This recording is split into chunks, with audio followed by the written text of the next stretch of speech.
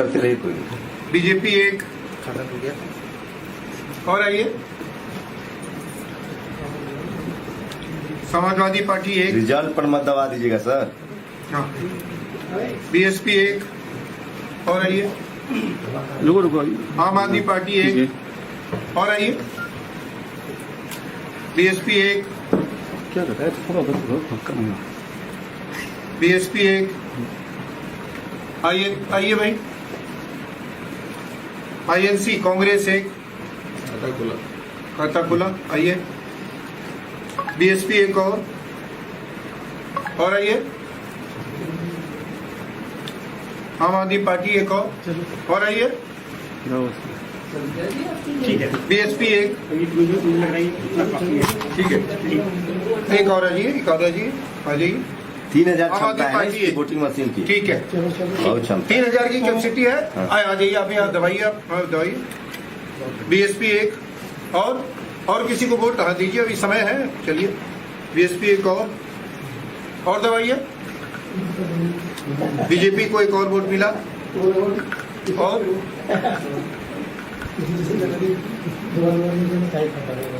BSP को एक और वोट मिला। ठीक है सर, ठीक है सर, इनके साइड लगा दे, रोडबंदी करते बराबर। समाजवादी पार्टी को एक और मिला। ठीक है, मजाक मत। टाइम अब ओवर हो गया वोटिंग का, टाइम ओवर हो गया वोटिंग का। और अभी देखिए कितना वोट पड़ा है, दे दीजिए। एक बार एक कम करते हैं, अब हमारी वोटिंग बिल्कुल फिनिश हो गई है। अब हम इस मशीन को पहले तो ये काउंट करके बता दीजिए कि इसको काउंट वो तो रखा हुआ है सर, लेकिन मशीन तो काउंट करता नहीं ना उस समय, तो मशीन चला जाता है। तो काउंट मशीन उस टाइम में काउंट नहीं, लेकिन हम लोग अभी काउंट करके रख ले अपने उसमें कर ले, पेपर पे। पहले मशीन को ऑफ करके रख देते हैं। ठीक है, ठीक है, यानी वोटिंग हो गई। हाँ, अब वोटिंग मशीन लोग जा रहा है उसमें रूम में, हाँ, स्ट्रॉन्ग अब रूम में। मशीन को हम लोग ऑफ कर रहे हैं। देखिए मशीन को मैं यहाँ से ऑफ कर रहा हूँ।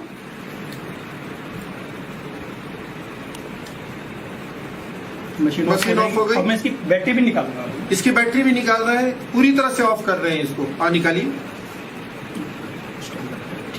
मैंने इसकी बैटरी भी निकाल दी है। बैटरी भी निकाल दी। अभी ये स्ट्रॉन्ग रूम में जा रही रूम में है। जाने के लिए बिल्कुल तैयार है। अब स्ट्रॉन्ग रूम में इसको ले गए, स्ट्रॉन्ग रूम में चला गया। अब हम वीवीपैट की पर्ची को ऊपर गिन लें। हाँ, वीवीपैट की पर्ची को गिन लीजिए। ये दो हाँ, 1 हाँ, 1 2 3 4 5 6 7 8 9 10 10 ये 6 6 ये और 2। ये हमारा रिजल्ट जो ये ठीक है। रिजल्ट है। ठीक, तो ठीक है, अब हमारा जो है टोटल वोट पड़े। अच्छा टोटल वोट देख लेते हैं। 2 3 13 19 2 21 टोटल 21 वोट पड़े हैं। और टोटल 21 वोट में इन पार्टियों को मिला है। ठीक है, एक नोटा रखते तो और अच्छा होता। नोटा भी बना। चलिए सर, ठीक है। हाँ, तो ठीक है, आज काउंटिंग वाला डे है। हाँ, तो ये जो प्रिसाइडिंग ऑफिसर, जो भी काउंटिंग ऑफिसर होते हैं वहाँ पे, वो मशीन को दोबारा स्टार्ट करते हैं। तो हमें इसमें बैटरी दोबारा अच्छा, लगा, बैटरी वहाँ नया लगाया जाता है या वोटिंग वाला बैटरी रहता है? बैटरी उसमें इनबिल्ड लगी हुई होती है। बैटरी पहले बैटरी इनबिल्ड होती है। कितनी लाइफ होती होगी उस बैटरी की? क्योंकि बैटरी वाला भी सवाल आया था कि हाँ कुछ 4 बैटरी दिन बाद 90%, 1.5 महीना बाद भी बैटरी 99% चार्ज है। हाँ 90-99% चार्जिंग। ऐसा बैटरी तो मोबाइल फोन में लगाओ। हाँ ठीक है, तो अभी हमने पावर ऑन कर दिया है। ये मशीन बूट हो रही है, बूट होने में थोड़ा टाइम लगा होती है।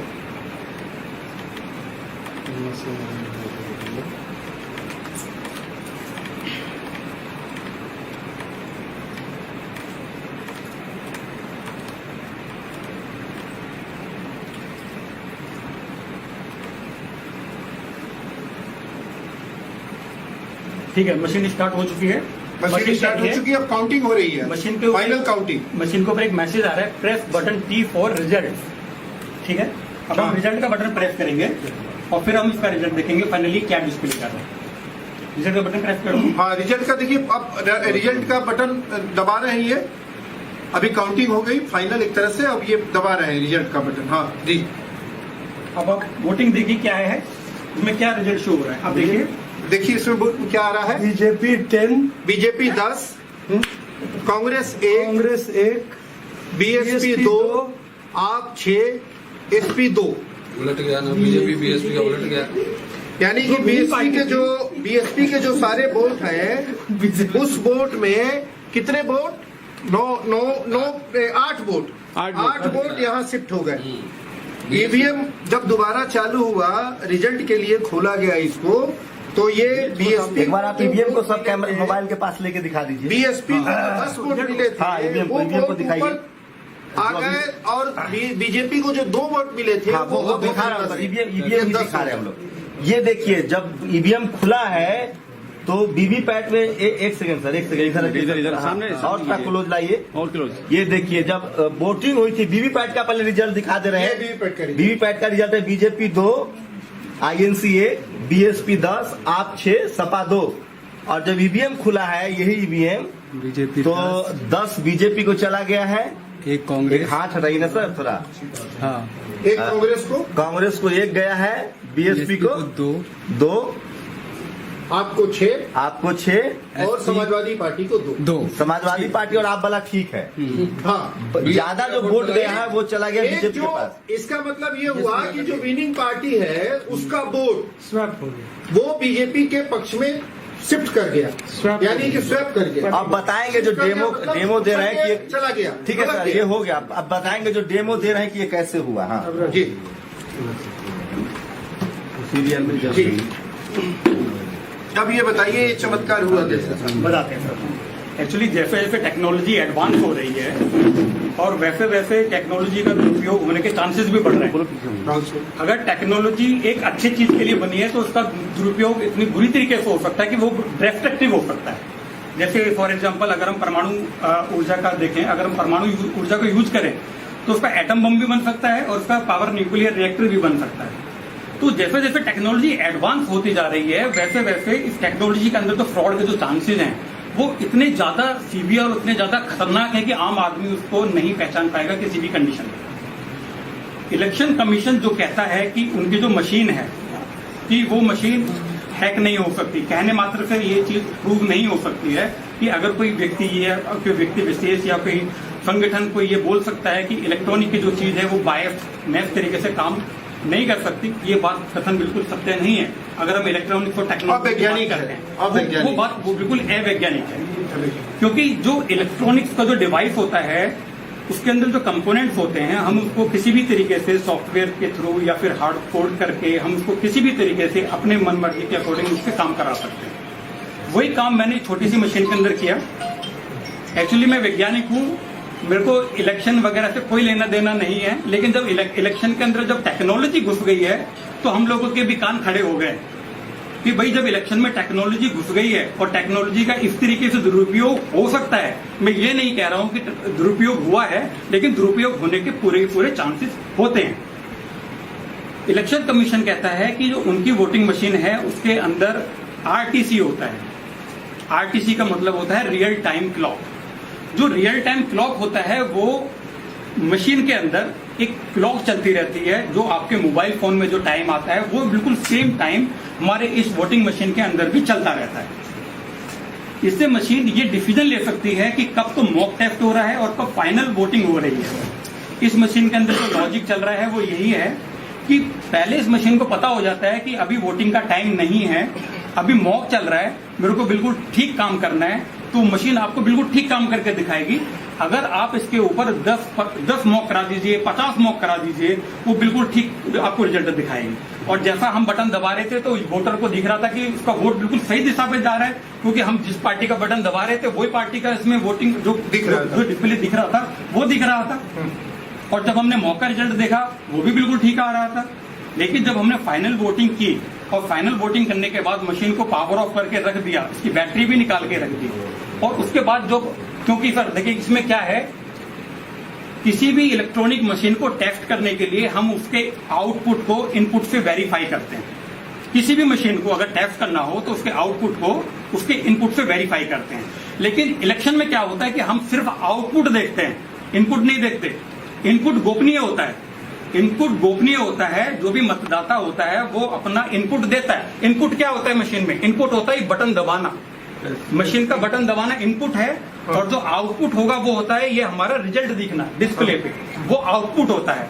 दुर्भाग्यवश जो हमारा मतदान जो होता है उसमें हम सिर्फ आउटपुट देखते हैं, इनपुट को कोई नहीं देख सकता क्योंकि वो गोपनीय होता है।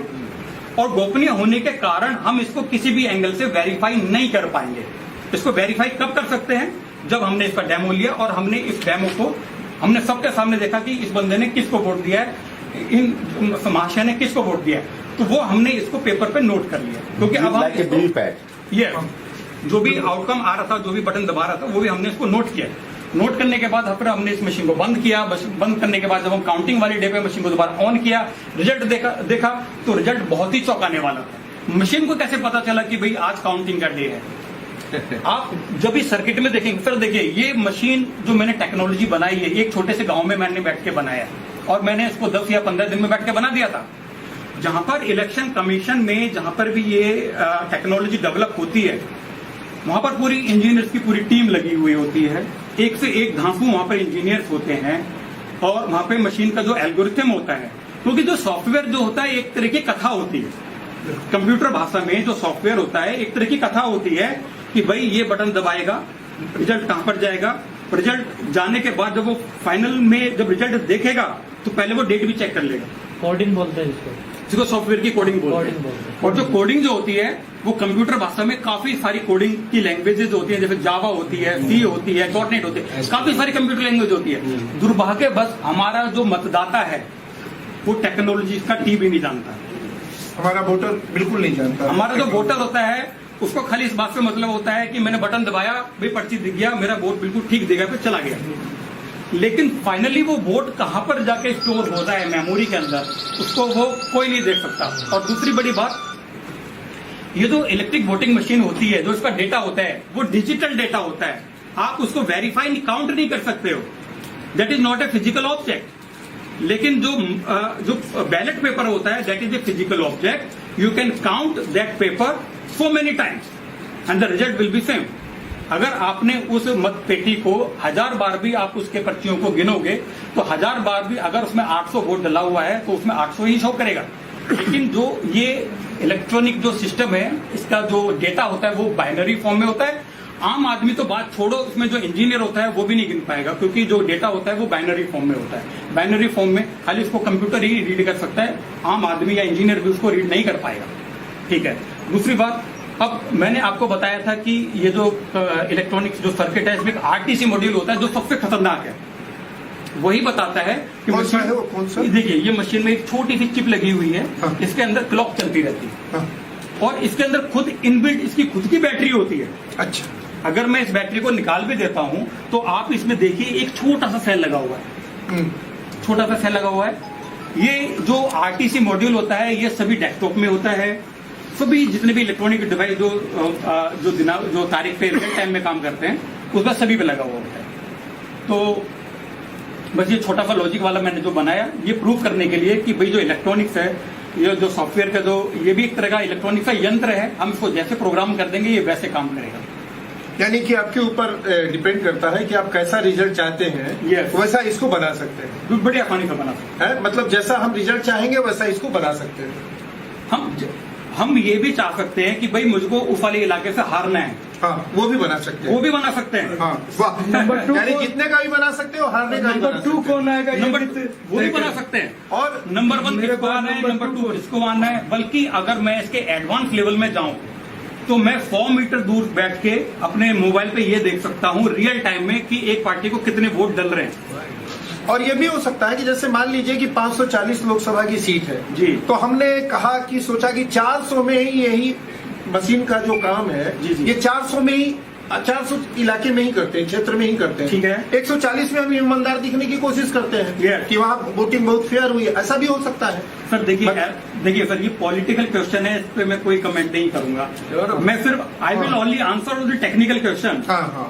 आप टेक्निकली कुछ भी पूछिए, वो नहीं, रणनीति क्या मतलब होती है। सर ये जो ईवीएम आपने बनाई है, जो ईवीएम से मतदान होता है, इनमें सेम सिमिलर रहेगी। नहीं, ये अभी आपने इसमें बीजेपी को जिता रखा है, जो आपने ईवी बना रखा एक्चुअली है। क्या है कि अभी मैं किसी भी पार्टी को इसमें जिता सकते हैं, जरूरी नहीं बीजेपी को ही। अभी यहाँ पे काफी लोगों ने बोला कि सर बीजेपी जीती है तो हम बीजेपी को ही जीतना पसंद करेंगे, इसलिए इसमें जो कोडिंग हुई है वो बीजेपी के लिए कर दी है। कितना देर में कोडिंग बदल के आप बीएसपी को जिता देंगे इसी 5 मिनट में 5 मिनट अभी करेंगे, मिनट जीत लगेगा। जाएगी एक ही बीएसपी। सवाल है कि ये जो मशीन है 5 मिनट में बीजेपी के पास बीएसपी लाखों को जीता। इनके पास लाखों मशीन है जी जी तो ये मैन्युफैक्चर करते समय ये एडजस्ट करते हैं।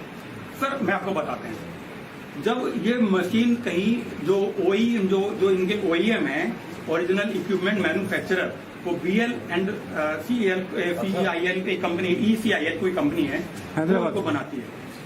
तो वहां से जो बन के आती है वो बात ठीक है, उन्होंने हार्डवेयर बना के दे दिया, लेकिन जो हमारा इलेक्शन कमीशन है उनकी भी एक एक्सपर्ट कमेटी होती है, टेक्निकल एक्सपर्ट कमेटी।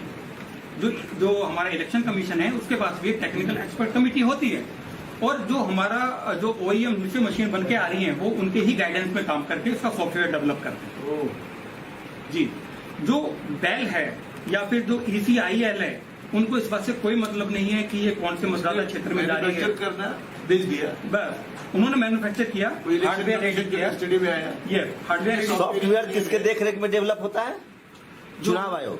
नहीं, चुनाव आयोग ने भी एक कमेटी गठित की हुई है जिसको एक्सपर्ट टेक्निकल एक्सपर्ट कमेटी बोलते हैं, और एक्चुअली ये जो सारा का सारा जो भी काम होता है ये उन्हीं के देखरेख में होता है। अच्छा, मतलब गेंद पूरी तरह से चुनाव आयोग के पाले में है, चुनाव आयोग जो चाहेगा वही होगा। नहीं मतलब इस तरह से कह सकते हैं क्या कि चुनाव आयोग जैसे चाहे जिस तरह से चाहे उस तरह का उपयोग एक मशीन क्वेश्चन है कि से कर सकता है। एक लोकसभा चुनाव क्षेत्र में 2000 मशीनें होती हैं और हर जगह कैंडिडेट का नाम और पार्टी में डिफरेंस हो सकता है। तो नहीं सर, एक कंस्टिट्यूंसी में कहा कंस्टिट्यूंसी नहीं, एक कंस्टिट्यूंसी में एक तरह का आएगा, दूसरे में दूसरा आ सकता है। हाँ वैसे ही आता दूसरे है। में बीजेपी नहीं लड़ सकती है, कहीं पर BSP नहीं लड़ सकती है। हाँ हाँ। तो ऐसी स्थिति में जो प्रोग्रामिंग मशीन वो कहाँ जाएगा? हाँ, ये पता नहीं होता है। नहीं, ये तो चुनाव आयोग तय करता है ना सर। तो इसीलिए मशीन किस कंस्टिट्यूंसी में जाएगा, कौन सी मशीन मशीन जाएगी, हाँ। It has been decided by चुनाव आयोग। चुनाव आयोग पता, उसको पता है ना कि कहाँ से कौन चुनाव लड़ रहा है, कहाँ से कौन। सर कैंडिडेट का नाम अल्फाबेटिकल। मेरा ये प्रश्न है कि सिर्फ क्या बोलते हैं शिफ्ट कि आप वोटिंग शुरू होने के बाद भी चेक करो, कितनी बार भी चेक किया तो वोटिंग तो वही आएगा, काउंटिंग में सिर्फ डिफरेंस होगा। नहीं सूरज सर, आप जो कह रहे हैं ईवीएम मशीन चुनाव आयोग ही तय करता है कि कौन मशीन कहाँ जाएगी, कौन टीम कहाँ जाएगी। अल्फाबेटिकल नाम सारा चीज चुनाव आयोग तय करता है। ये इसको क्या चुनाव चिन्ह देना? हाँ, चुनाव चिन्ह तय करता है, अल्फाबेटिकल नाम तय कर। जैसे आपका नाम अजय सिंह है और आप निर्दलीय हैं, तो आजकल क्या कर दिया है कि पॉलिटिकल पार्टी के ऊपर रखते हैं, अल्फाबेटिकल नहीं भी आ रहा है तो भी जो पॉलिटिकल पार्टी है उसको, इंडिपेंडेंट को फिर नीचे रखते हैं। एक सवाल टेक्नोलॉजी से, जो सोर्स से चिप आया है उस सोर्स में बैठे बैठे उस नंबर से अगर वो मुझे पता हो कि उस चुनाव क्षेत्र में गया है, क्या वहीं से मैंने ऐसा कुछ हो सकता है? हाँ। सर देखिए, ये मशीन जो है ना, आप इसको वर्ल्ड के किसी भी कोने से बैठ के मैनिपुलेट कर सकते हैं। आज दूसरी बात में एक बात बहुत इंपॉर्टेंट है वो बताना चाहता हूँ। सभी लोग बोलते हैं कि मशीन हैक हो रही है, हम लोग बोले सभी लोग बोलते हैं कि मशीन हैक हो रही है, मशीन हैक हो सकती है। ये जो हैकिंग जो वर्ड है, दैट इज ये जो वर्ड जो हैकिंग है ये अप्रोप्रिएट नहीं है यहाँ पे, क्योंकि hacking is the term where electronic device can be operated remotely without with the help of another machine. That is called hacking. ये हैकिंग नहीं है, सिस्टम में ये सिस्टम के अंदर ही प्रॉब्लम है। एग्जैक्टली, ये बहुत हमने इंपॉर्टेंट जो बात। ये बहुत इंपॉर्टेंट बात है, लोग हैकिंग, देखो लोगों को गुमराह किया जा रहा है क्योंकि लोगों को टेक्निकल नॉलेज नहीं है। चिप में इनबिल्ट है, चिप के अंदर ही इनबिल्ट है। हमने मशीन को ही ऐसा डेवलप किया है कि भैया टाइम के हिसाब से काम कर सकती है, तो हमें हैकिंग। मान लीजिए मैं चुनाव आयोग का प्रमुख हूँ, मैं अपने हिसाब से अपने इंजीनियर को कहूंगा कि मुझे इस पार्टी के फेवर में ऐसा चिप डेवलप करके, सॉफ्टवेयर डेवलप करके दे दो, वो दे देगा। जो डेवलप कर रहा है, मान लीजिए कल मेरी सरकार हो जाए, लेकिन वो ये भी बोलेगा कि अगर मॉक में अगर गलती पकड़ी गई तो मैं तेरे को हाँ वो तो मैं वो इंजीनियर बोलेगा सर आप चिंता मत करो, मैं ऐसा मशीन बनाऊंगा कि मॉक में क्या आप फटाफट भी मॉक इस पे दे दोगे, मशीन बिल्कुल ठीक काम करेगी। सर जो मशीन ITM में हम 100 रुपया फीड करेंगे, उसको गाइड करेंगे, प्रोग्रामिंग करेंगे कि 1000 का नोट फेंकना, तो EVM की थोड़ी गलती हो, तो हम फिट करके आए हैं। नहीं कह रहा हूँ कि हम लोग को जो बात कहनी है, इसका मकसद क्या था हम लोग अपने अपने स्टेटमेंट दे दिए। एक मकसद ये था कि लोगों को अवेयर करना, वोटर्स को अवेयर करना, ये हमारा मकसद था इनको बुलाने का। और इन्होंने जो अपनी बात कही जी, हम लोग कोई जजमेंट में नहीं पहुंच रहे हैं। हम लोग ये कह रहे हैं कि लोकतंत्र के लिए जरूरी है लोगों का भरोसा। भरोसे के बिना लोकतंत्र नहीं चल सकता। टेक्नोलॉजी आती है जाती है, बैलेट पेपर नहीं था तब भी लोकतंत्र था। मेरा ये कहना है कि भरोसा सबसे इम्पोर्टेंट है। अगर वोटरों में ये भरोसा नहीं है तो ये जिम्मेवारी है चुनाव आयोग की कि वो वोटरों में भरोसा पैदा करे। सर 1-2 साल हम लोग का हो वोटरों जाने में एक भरोसा पैदा करे कि आप लोकतंत्र पे इसीलिए विश्वास कीजिए कि जो कुछ भी हुआ है और जो कुछ भी सवाल आपके सामने आ रहे हैं वो सब दुरुस्त है। उसको फिर साइंटिफिकली आके बात सर, आप अपने सवाल लेके बाद जल्दी लेकिन सवाल के फॉर्म में सवाल ले जाए तो मैंने क्या लग रहा है आपको कि ये जो आपने ईवीएम बनाया है और ये इसी पैटर्न पे वो ईवीएम भी काम करता है, क्योंकि आप बेल में काम भी कर चुके हैं? सर देखिए, एक ईवीएम तो मशीन होती है, जरूरी नहीं कि मैंने जिस टेक्नोलॉजी को यूज करके इसमें ईवीएम बनाया है या जो कोड मैंने इसमें लिखा है, जरूरी नहीं कि वो उसी कोड पे काम करता हो। एक मशीन को किसी भी तरीके से काम करने के लिए 50 तरीके हो सकते हैं। भाई एक चीज को किसी आदमी को व्यक्त करने के लिए हम 50 तरीके से जैसे बोल सकते हैं, तो उसी तरीके से इस मशीन को भी हम किसी भी तरीके से चाहे वो ठीक काम करे या गलत काम करे, हम उसको अलग अलग तरीकों से बोल सकते हैं। मतलब जो मशीन जो बनाता है वो उसका वो कंट्रोलर है, वो हाँ, उसको जैसे चाहे टेपरिंग कर वैसे रिजल्ट निकाल सकता है। जो उसके कोडिंग करता है वही एक बात बताइए, अगर कार में स्पीड हम 120 पे फिक्स कर दें, अब मीटर लगा दे 160 करते 160 पे चलेगी गाड़ी? नहीं चलेगी ना। प्रोग्रामिंग होता है ना, टेक्नोलॉजी कॉमन सेंस हम कह रहे हैं। I am not a scientist, I am historian. उनके सबके व्यू तो मुझे लगता है कि वो सब प्रोग्रामिंग का मसला है। मेरा निवेदन था कि यहाँ जो बैठे हैं उनसे व्यूज हमारे बीच जो समाज कल्याण मंत्री राजेंद्रपाल गौतम जी, अभी आपके सामने जो ईवीएम मशीन का डेमो किया गया है, तो इस बारे में क्या कहना चाहेंगे? अभी जो आपके सामने हकीकत डेमो हुआ है। मैं इसको ईयरफोन दे दीजिए दादा। कोई नहीं, उधर रखो। बोलिए। पूरा डेमो। मैं सच में इससे बहुत ज्यादा चिंतित हूँ। हम लोग बार बार कह रहे हैं कि ईवीएम में गड़बड़ हो सकती है। जी, सौरभ भारद्वाज जी ने विधानसभा के अंदर बकायदा करके दिखाया और आज आपने भी इसको करके दिखाया। मैं ये कहना चाहता हूँ कि एक आम व्यक्ति को प्रजातंत्र में कम से कम ये भरोसा देने की जिम्मेदारी इलेक्शन कमीशन ऑफ इंडिया की है कि उसको ये भरोसा होना चाहिए वो जिस भी पार्टी को वोट देना चाहता है उसका वोट उसी पार्टी को जा रहा है। आज इसको देख के ऐसा लग रहा है कि इससे ईवीएम से लोगों का भरोसा उठ जाएगा और कोई भी मतलब पार्टी का अध्यक्ष अगर ये कह रहा है हम 300 प्लस सीट लाएंगे और बड़े कॉन्फिडेंस के साथ कह रहा है और उसके बाद उतना ही रिजल्ट आता है जितना बोला जा रहा है, जी जी, तो इससे उस बात को और भी ज्यादा बल मिलता है। और तीसरा बल इसलिए भी मिलता है, जब भी चुनाव होते आए हैं, रिजल्ट आने के बाद देश में एक अजीब खुशी का माहौल होता है। इस बार पहली बार ऐसा हुआ है कि देश में रिजल्ट आने के बाद मातम सा देखने को मिल रहा है। लोगों के चेहरे पे कोई खुशी नहीं है और तो और जिस पार्टी ने चुनाव जीता है उस पार्टी के चेहरे पे भी वो खुशी नजर नहीं आ रही है। तो इससे संदेह पैदा हो रहा है। हम माननीय इलेक्शन कमीशन ऑफ इंडिया से निवेदन करना चाहते हैं कि आप जनता का भरोसा वापस लाइए। जनता का भरोसा इससे उठ रहा है ईवीएम से। आप बैलेट पेपर वापस लाइए और आगे के भविष्य के चुनाव बैलेट पेपर से कराइए, क्योंकि जो भारत से कई गुना ज्यादा डेवलप्ड कंट्रीज हैं जिन्होंने इस तरह की मशीनों को बनाया है वो भी इन ईवीएम पे भरोसा नहीं करते। उन्होंने अपनी ईवीएम को हटा के बैलेट पेपर को वहां पे वापस लेके आए हैं।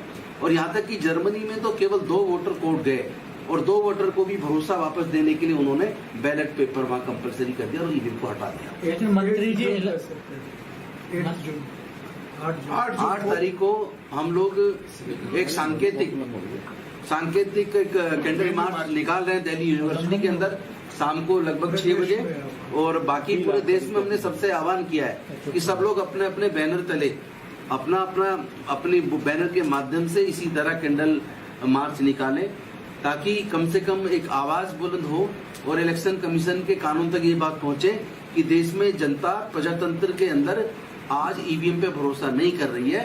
अब उन्हें ये विश्वास नहीं हो रहा है कि वो जहाँ वोट देना चाहते हैं वहाँ वोट जा रहा है। इसलिए ये आपकी जिम्मेदारी है, आप उनके विश्वास को वापस लौटाइए और उसको बैलेट पेपर से भविष्य के सारे चुनाव करवाइए। जस्टिस पाटिल साहब, आप क्या कहना चाहेंगे इस बारे में? 2010 में ये तो सर अभी करंट अफेयर्स की बात करें, अभी आपके यही बोल रहा हूँ कि ये मशीन मैनेज होता है, इसकी खोज 2010 से मोदी कर रहे हैं। उन्होंने अनुपम सराफ और नलपत उनको एडवाइजर करके बुलाया था और उन्होंने खुद लिखा है कि हम गए, हमने बताया जैसा आपने अभी बताया वैसा उन्होंने बताया।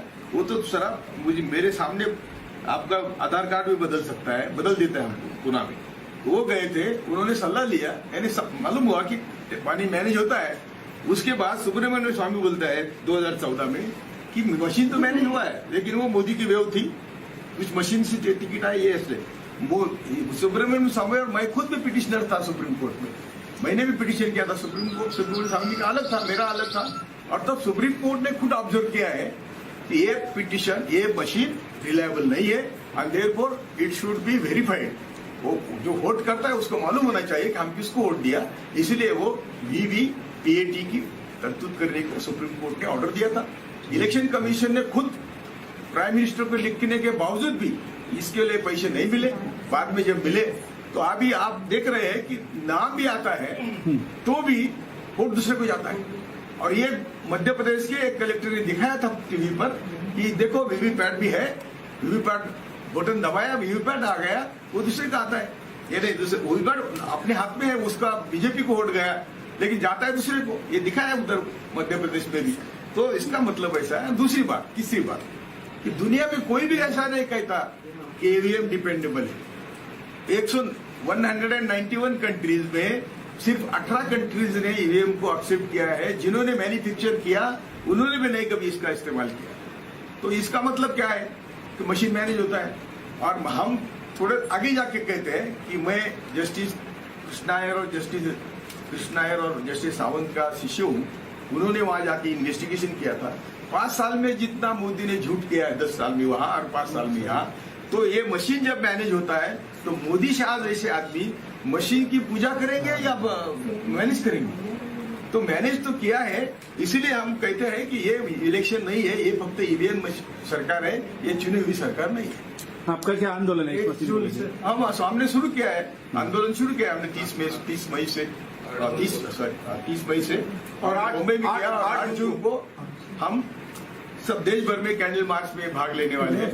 और कल भी मैं ईवीएम के खिलाफ में हरियाणा में जा रहा हूँ। हरियाणा में हमने मीटिंग रखी है कल।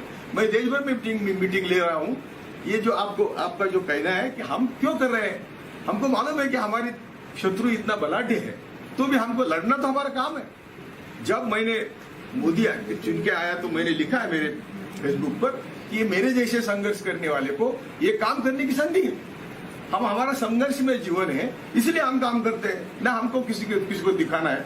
तो ये मैंने अमित शाह होम मिनिस्टर होने के बाद भी मैंने लिखा है कि यदि मैं मरा तो होम मिनिस्टर ने मारा। इसका कंक्लूजन एक ही हो सकता है, क्योंकि उन्होंने गुजरात में ऐसे लोग मारे हैं, सोहरावर्दी मारा तो प्रजापति मारा, जितने भी मारे हैं, इशरत जहां मारा, इन्होंने हुक्म दे के मारे हैं। एटीएस प्रमुख कहता है ये मुझे घर पे बुलाते बोलते थे कि इसको मारो उसको मारो। तो मैंने उनको कहा कि मैं मोदी शाह के सर्विस में नहीं हूं, मैं इंडियन पुलिस सर्विस में हूं, तो आपका मैं मानूंगा नहीं। यहां तक इनकी जो जिस हद तक जाने वाले लोग हैं, ये सत्ता पर बैठ के क्या करेंगे? तो मशीन मैनेज हुए, ये हमारा कहना है। इसके पीछे एक इम्पोर्टेंट पॉइंट है जो हाईलाइट करना चाह रहे थे, जिसका प्रोटेस्ट 8 जून को हम लोगों ने रखा है।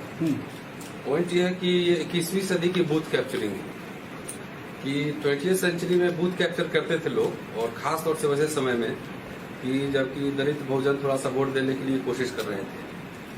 जब से इनमें चेतना जगी है कि भाई ईवीएम की लीला तभी शुरू हुई है जब से यहाँ के मासेस, जो दलित, बैकवर्ड्स, ट्राइबल्स, विमेन, माइनॉरिटीज के लोग बूथ पर जाके पहरुआ की तरह अपने वोट डालने के लिए जब सचेत हुए हैं, तभी से ईवीएम लीला शुरू हुई है। इसलिए इस बात को समझना है कि ये वोट की पूरी लूट है एक तरीके से। भाई आप अमेरिका, जापान, जर्मनी से टेक्नोलॉजी बोरो करते हैं, आपसे नहीं कोई बोरो करता है, आपसे चीप लेबर सिर्फ लेता है वहां की इंडस्ट्री के लिए। तो उन देशों में जब ईवीएम से इलेक्शन नहीं हो रहा है, तो इसमें अगर आप देखेंगे तो ईवीएम के समर्थक वही लोग मिलेंगे जिनके बाप और दादा बूथ लूटते थे, जिनके बाप और दादा दलित पिछड़ों को बूथ पे नहीं जाने देते थे, उनका वोट खुद ही जाके डाल आते थे। इसीलिए वोट हमारा कॉन्स्टिट्यूशनल राइट है, और कॉन्स्टिट्यूशनल राइट है तो उसको देने की शैली क्या होगी, विधि क्या होगी, उस पर भी हमारा हक है।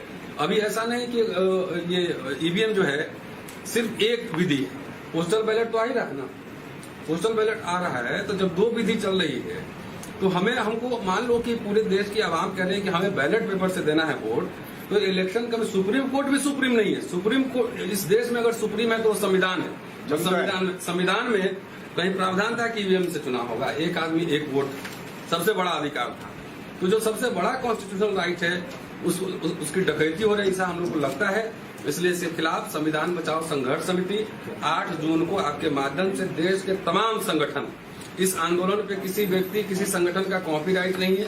जहां जो है अपने शहर कस्बे के प्रमुख केंद्रों पे जाएं, वहां पे 10 लोग, 20 लोग, 50 लोग, 100 लोग, 500 लोग कैंडल लाइट लेके बैन ईवीएम प्रोटेस्ट वहां दर्ज करें अपने वोट की सुरक्षा के लिए।